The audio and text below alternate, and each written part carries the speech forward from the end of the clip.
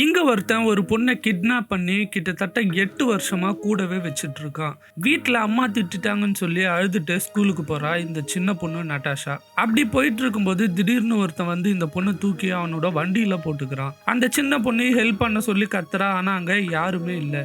அவன் அந்த சின்ன பொண்ணை ஒரு சிங்க் ஒரு டாய்லெட் இருக்கக்கூடிய ஒரு சின்ன ரூமுக்கு கொண்டு போறான். பயங்கர ப்ரொடெக்ஷனோட அந்த ரூம் இருக்கு. அந்த ரூம்ல இருந்து தப்பிக்கிறது இம்பாசிபிள். கண் முழிச்சு நட்டாஷா ஹெல்ப் பண்ண சொல்லி கத்துறா. ஆனா அங்க யாருமே இல்ல. கொஞ்ச நேரம் கழிச்சு கிட்னாப் பண்ணவனே வரான்.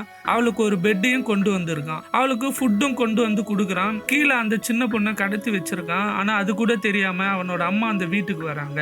அவனுக்கு சமைச்செல்லாம் கொடுத்துட்டு போறாங்க. நெக்ஸ்ட் டே போலீஸ் அவன் வீட்டுக்கு வராங்க. இவன் வச்சிருக்க கூட அந்த வண்டியை செக் பண்றதுக்காக. ஆனா இவன் எதுவுமே நடக்காத மாதிரி போலீஸ்க்கே டவுட் வராத மாதிரி நடந்துக்கிறான். ஸோ போலீஸுமே அங்க இருந்து போயிடுறாங்க.